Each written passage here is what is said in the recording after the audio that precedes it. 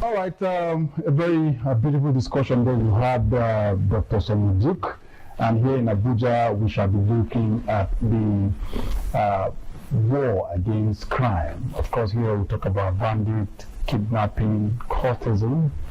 We've seen that the Edo State government has taken a giant move against this. We've seen how their hideouts were located in forests and their buildings brought down, whether you are occupying or it's yours. And to an extent, this is really going to create some kind of confidence to investors and, of course, those even that are not in the state or in abroad. It means that people can come to the state, put their money, have some considerable profit on their money, and when that is happening, level of income will increase, unemployed youth will be employed, and of course the GDP will also improve. To an extent, it's a good thing, but can we see the same for other states, especially those that are now negotiating with criminals, those that are now having a peace deal with bandits? This kind of model, what should the government do with it? I mean, looking at the Edo State model, what should the federal government do with it in such a way that there will be increase in production, at least in the short run? So I have with me in the studio a peace ambassador, Dr. Nelson Ngudia. Very good morning to you. You're welcome. Good morning, sir. Yeah. Thanks for having me. It's a good thing to have a peace ambassador. What is the price for peace? There's absolutely no price for peace. The price for peace, for me, like I said, no price for peace. But it's for us to be able to understand the dynamics of society and how we can integrate ourselves into it, leverage on the factors of the environment, and then see how we can be good citizens. And think, and then letting things go, working on your persons, and then working on interpersonal relationship, and then intra-personal relationship. You must first have relationship with yourself before you have relationship with your neighbor. And for me, there's no price for peace. It is for us to be. Scripture says, "Blessed are the peacemaker, for they are the sons of God." And this is where it begins for me. Scripturally, because you want to be able to portray yourself in a manner that is consistent with the laws of society. So that you don't be on the other side of the law, and then also help the society too, especially the younger generation, modeling them to become good citizens, upright men with integrity, and with a personage that is appealing, you understand, to society. And they also try to see how you can have a projection of a gentleman. You understand? When we say ladies and gentlemen, you must have that ambience, that image of a gentleman. And for me, peace begins from the home front. Are you able to dovetail issues among your children, and then be able to see how you can portray that legacy, that tomorrow they become an ambassador, a representative of their home front. You understand? For me, that's it. But there's no price for peace. All right, that's just on a lighter note. Yeah. Now to the subject matter.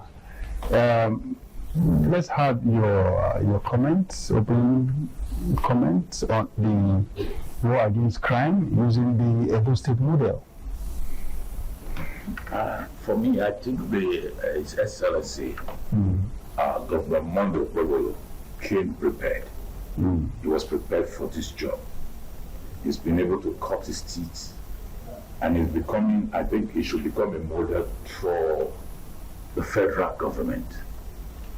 non-negotiable platform has not been created for any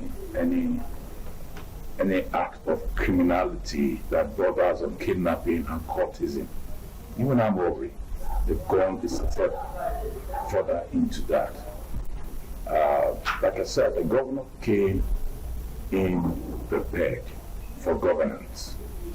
We've not had this kind of approach before now. There are legal and there are laws. There are legal reforms. There are laws now that prohibit outrightly if your kidnapping incident devolves into death. It is not life imprisonment. You will be killed. If your criminal activity in terms of kidnapping and the victim survive, it's life imprisonment. The sponsors, the informant that provided you with the information, the residents. Of course, we've seen proactive actions from the governor. I think last week it was around Auchi houses where he personally supervised. These are not responsibilities delegated. You understand that the governor met well. He understands the route, he understands the Edo State environment. Let's not take him for a ride. And I also think that he has turned the heat on the boys, especially the courts. They know what is going on. I heard once that an issue played out in Benin. I think there was a killing that took place, and invited all the heads of this thing. Those boys said, "Oh, we have not been recognized by the governor," and they came. The question he asked in the meeting from Grapevine, though I wasn't there. The question he asked in the meeting was, "Who started this?" And they pointed to the particular. He moved from there straight, handed the person over to the DSS for prosecution, went straight to the person's house and demolished it down. For me, that is good. That is that's not just, talk is cheap, but that's not talking. That's doing. Yes, action. Is doing action. For me, His Excellency has done very well. He's trying to muzzle it down on kidnappers and cultists. Also, he has provided amnesty deals for them. Return your arms, your tools, as they call it, tools. Return your tools and get monetary compensation. And be trained. You'll be trained. You upskilled on. You'll be given skills acquisition. You understand? You'll be trained. Whether as a mechanic, as a forklift, will be trained, and then be giving grants to a startup. This governor, for me, is doing very well in that direction. In the area of curbing crime, negotiating with no criminal, that's top notch for me. Yeah, but it's a good thing that you spoken so well of the governor and his plan to ensure that Edo State is rid of any form of crime. Yeah, but the issue is with sustainability. Have you cited any sustainable plan? It's just not even up to a year in office. Is this what some persons describe as initial gra in local parlance? Then after a while, the flame will just go down and just fade out. I think the governor is not playing games here. He has been able to send strong, at least one. He has a very strong media presence in terms of his actions. Two, where he got it wrong was when he abolished the Edo State Security Network. That's where he got it wrong. I'm not saying it's just like if the president was sworn in as president of Nigeria.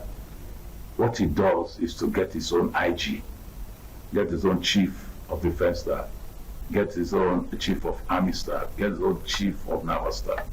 I expected the governor not to have disbanded that security network, but get his men who will ultimately become leaders over this operation. Because When we're talking about community intelligence, these locals are in charge. They know there was a time I went to a particular village for something. We went there for orientation training because we were involved in some community assignment. Maybe we step into the community.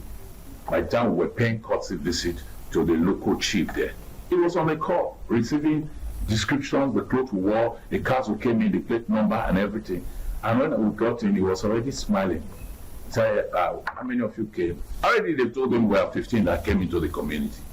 And we had to tell him the truth. You understand? In that communication, he said, by the time we were leaving, he said, Doctor, I was on the call with one of my locals. He was giving me clear details. So locals are involved? They are involved. They must be involved. So you can't come into my village now. If I go into my village now, they already know the news spread that Dr. Nelson has come. They know. So they have this information, and among them our informal government can work with, put them on a salary, and ensure their well-being, and also ensure that the security network are trained. These locals are trained on how to gather information and how also to protect themselves, because these criminals will go the extra mile to try to sniff, to know how were they, unhealthy, how were they exposed, who gave the information about them. And government must be decisive on this matter. Okay, if the involvement of the locals in Edo State is one of the reasons why the government is succeeding, and of course it's also engaging them in terms of stipends for info, of course, intelligence is key to tackling crime. Yeah. Can this be replicated at the center? Yes, it can. And then towards other states? The governor has provided logistic support, mobility. He has upgraded, you understand, their asset-based tech, knowledge, and all that. All these things OKPEHOLO is doing to ensure that Edo State is safe. Of course, the bad boys will not sleep, and the governor also does not intend to sleep. Do you understand? He's doing very well. I think, again, the federal government should ask His Excellency, Mother OKPEHOLO, how you get this done? Because it's absurd. It's disheartening. It's unconscionable. It's unprofessional. It is against government ethics to negotiate with bandits. What are we negotiating for? For men who have taken lives, who have destroyed properties, destroyed means of livelihood, trampled on people's rights, damaged their farmlands, excommunicated them from their community, and take over their lands, some their wives, some their children, conscripted them to become part of their operations, and government is negotiating. No. Look at what is going on in the southeast. Practically, it is every Monday you dare not. Like what you were saying before this began. What if the person's car breaks down on Sunday night? Where will the mechanic come from? And it's a perishable goods. How do we sustain the livelihood of those in the east? You dare not, in any of the 5 states of the southeast, you walk about on Monday, you will pay dearly. Your life for going for it. And these boys have done a lot of damage on the psyche of the people. There are no business opportunities thriving in the southeast. It will be a foolish man that will go and build an industry in the southeast. Job opportunity is almost zero. Even the youths are fleeing. They're running into Kabusa, running into Tawaki, running into Kuchinguru. Come and find them, they're all there. That's when they are now. Look, cheap places where they can survive. And we say we have a federating unit where we have a president, we have the IG of police, we have the DG of DSS, we have NIA, we have this military intelligence agency, We have all of this. They're earning salaries, and then we have people who are in charge criminally in a country that has sovereignty. For God's sake. For God's sake. So people are busy talking about, well, I'm not supporting Showere in any sense. I'm not going to in fact, the matter is even in court, so it's yes, so we'll leave it at that. It is too low, no matter the weaknesses or the ineptitude of governance, too low to call one the nation gave the sovereignty to preside over the affairs of the country to say, no, it's too low. I wouldn't even measure it from my mouth. It didn't come out from you. No, it didn't. So I wouldn't even be part of that. It is infra-dignital. But what are we saying? Rooms were being given for some of this comment to be in the public space. If people do what they need to be done, we all have NIA. I can be tracked anywhere, anytime. There was a time I was extended invitation in Benin. I didn't know. It didn't come to my notice. And all that. I was tracked. 4 a.m. I saw policemen. Gentlemen, what's going on? You are being wanted. Okay, let us go. Where? Okay, come in.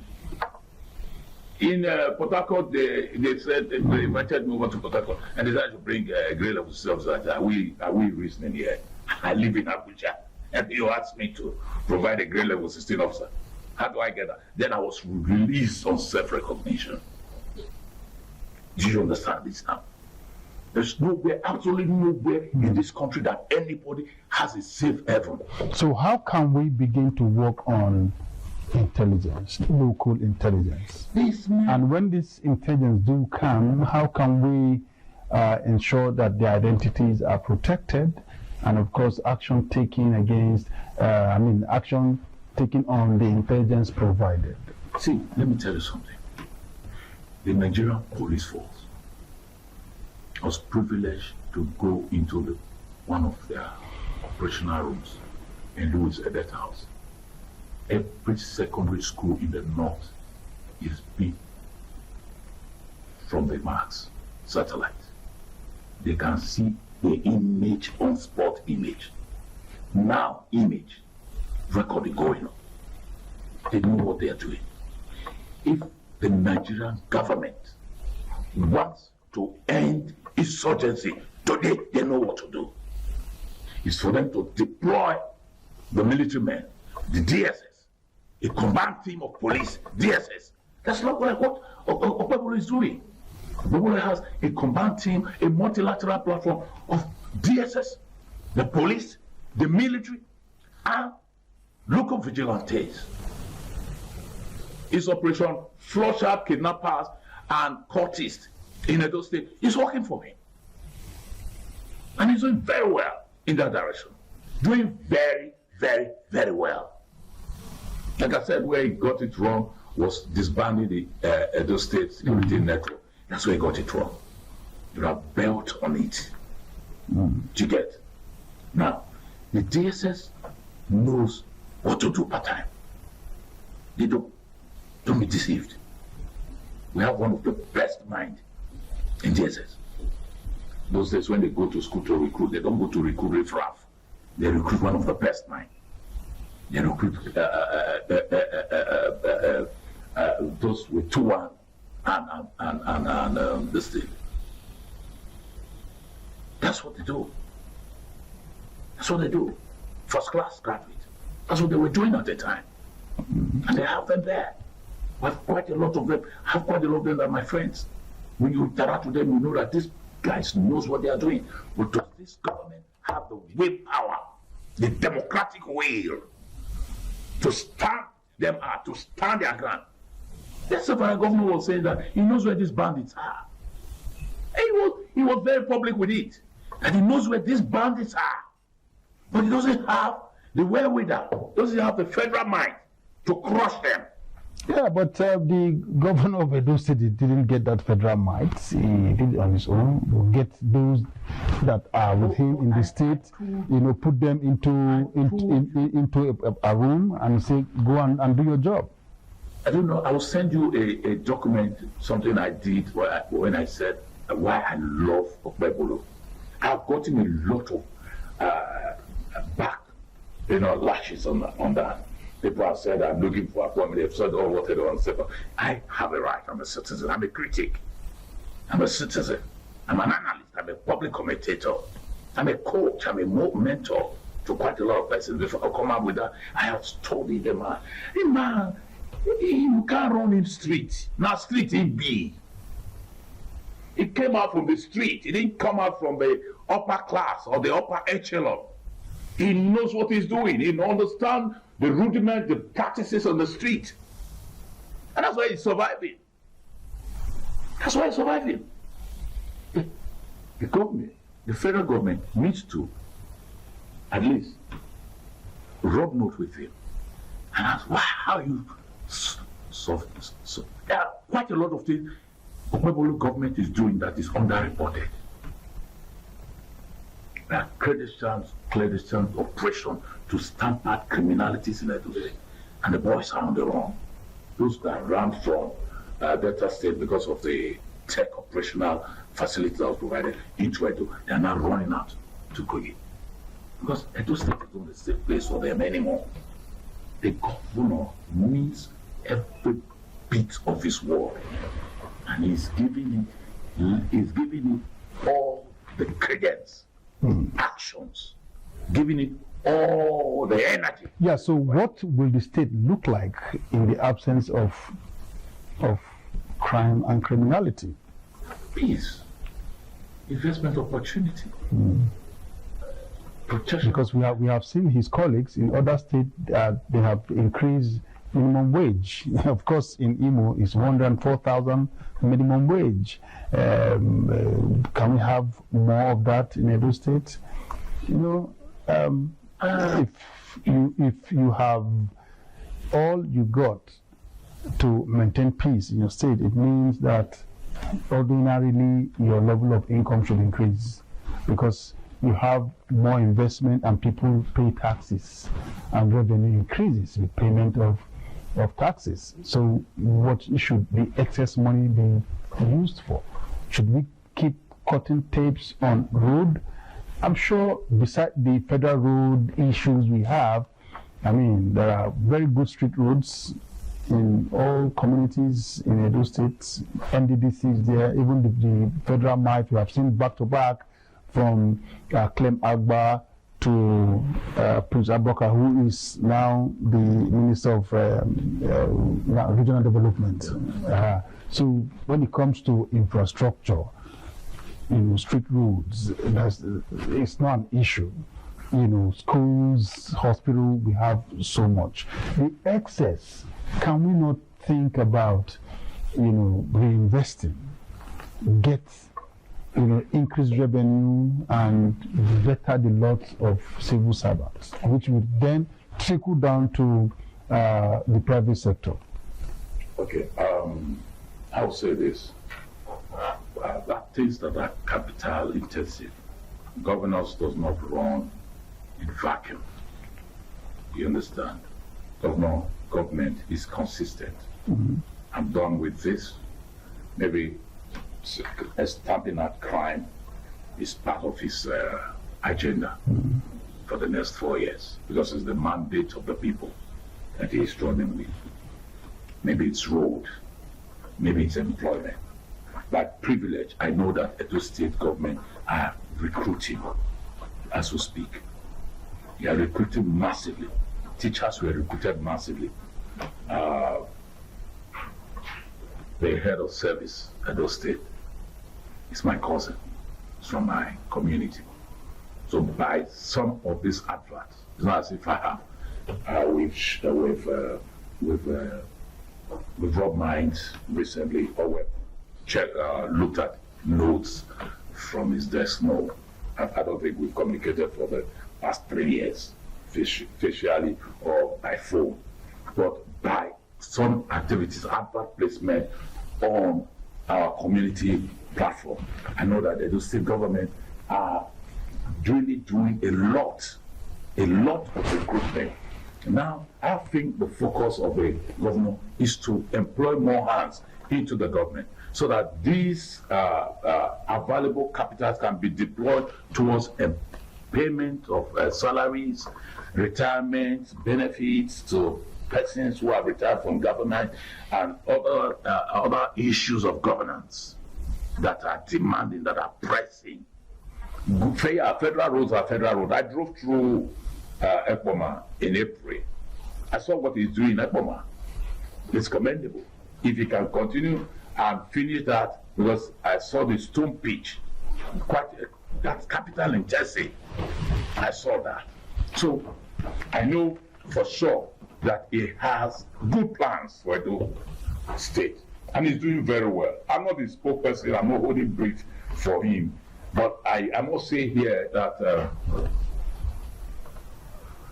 government can't solve all the problems.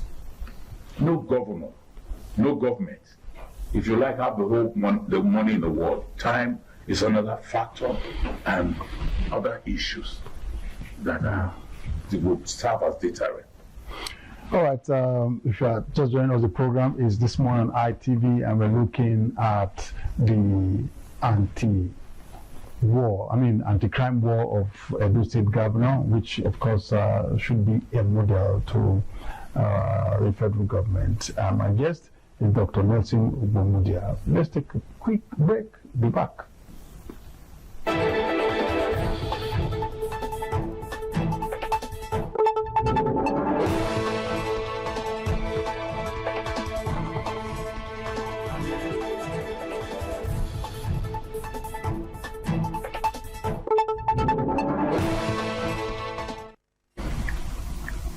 Yeah, it is still this morning on ITV, and we're looking at the anti-crime war by the Edo State Governor. And my guest is Dr. Nelson Ubumudia. He has said so much, beginning from the fact that the governor has his ears, on the ground, by way of engaging the locals to provide intelligence, and that is really working.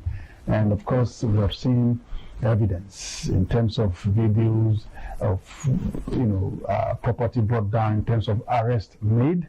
We've also seen some of these things on the paper. So we're just looking at it critically, what we can get at the end of the day from what he is doing. One thing government should do, beside the fact that people talk about the fact that government has no business in business, but they do, if you look at it in the long run. If you do not create an enabling environment for people to come and invest, the business will not strive. The level of income will never be up to the way you want it. Today, Lagos is doing well when it comes to IGR, and then you move to Port Harcourt, some part of Kano, Kaduna. These states are doing well because of the volume of businesses, in this area. So if a government or governor creates such kind of environment, IGR would be something that is very, very palatable. So, Doctor, it's an area I want us to look into critically now. It's a good thing you protect the investor by ensuring that there's no criminal around. It's another thing, when these monies begin to come in, what do you do with the money? You have said, we have seen him with some projects and all not one. But can we not have a system whereby government even begin to raise factories, employ citizens to work? Yeah, we can. If you look at the Edo State transport system, he has been able to resuscitate that. He has got new buses, new drivers have been employed. Good. Hey, the young man is creating opportunities for us in Edo State. And not that I of course, I passed the age of employment and all that. You get. But I have brothers and sisters who are constantly being engaged into government business. that has been created by this government. Like this government. Let's call it paid. It's paid. Now, government can also, I think Governor Mondokpebholo was also looking at other thriving business areas that will create employment opportunity, like the flush out flush out kidnappers and courtesans, or start out kidnappers and courtesans, because they are flushing them out. He provided motorcycles, deployment of bikes, quite a lot of them were given to the locals for surveillance and operations activity. These are all part of the monies is deployed into these sectors, into this environment, and ensuring that pensioners are paid. Recently, he was looking at this Ekeadolo, College of Education Ekeadolo, that the staffs have not been paid for quite almost 8 years. He's looking into those backlogs and trying to pay off those debts that was accrued, not by his government, but he has a responsibility because he's the governor now, and he's dealing with all of this. Do you get? So for business opportunity, I understand. I'm not in government with him. I'm not there with him. I wouldn't know what he has in the offering or what he has off his sleeves. But I understand that he knows what he's doing part-time. And he's taking steps gradually, not making this MOU. But on the area on the area of education, yeah. You know, if you have stayed in the north and school in the north, as we speak right now, those state teachers are getting iPads. iPads is being given, yes, being shared to them. Okay, now it's a good thing. It's a good thing. Is that not part of the money? Okay, now we're talking about. Yeah, it's a good thing. But what about bursary for students? No, I'm not sure. I'm not sure there's anything for students as far as you are a Edo State indigenous. If you go to some state in the north, I would not want to. Students are on salary. I would not want to agree. I know of Yobe, I know of Taraba, I know of Borno, I know of Kano. Students are on salaries. I may not want to agree. On a monthly basis. Yes, I agree that there are students who are on salary, being foreign, being funded by government, even for foreign education. And all that, about 1,000 something was living in a particular state and was being funded by the government of that state. The enrollment of NECO, WAEC, and JAM. Yes, I understand. I mean, students don't pay in some part of the north. I don't live in Benin right now, and I'm not in government. You understand? So I wouldn't know, but I understand that there are still some stipends. If you are in federal government schools, there are still some stipends. If you are a student of Edo State, and you are an indigenous of Edo State, that is the stipends you get. That is if you are in the state or outside the state. If you are outside the state, you get. Yes, I'm sure of that. I'm sure of that because it's been the practice in the past. I don't think so. It's been the practice in the past. One of my cousins, who's a lawyer now in this city, was telling me how Orio One local government, they were entitled to certain, you understand, the students will go canvas. Well, maybe to those that are from that particular local government area.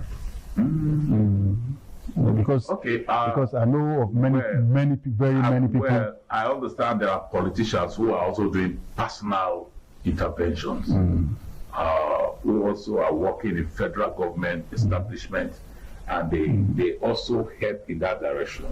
Like my cousin, Right Honorable Patrick Asowere, is the Edo State representative in NDDC. I have workers who got about 50,000 naira by Friday, like this last Friday on the 19th. Monthly stipends. Thursday, 18th in the evening, they got that. Yes, monthly stipends, 50,000 naira. It's no money, but it's a lot of money. From NDDC. From NDDC, yes. Yeah, but if you have to look at that, some persons who need that kind of money are not the ones getting it. No. They are the ones getting it. Because such kind of stipend should go to the vulnerable. The vulnerable, yes. The That's poor. That's what But they're the ones getting it. They are.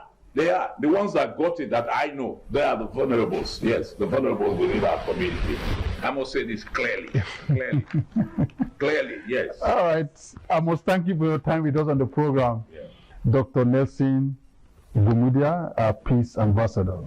And of course, you started by saying, peace is something everybody should yearn for. It should start with yourself, your immediate family, and then you can extend it. And there's no price for it. Thank you so much for your time on the program. I appreciate it. All right, we now move the discussion to Lagos Network Center, and they shall take it from there.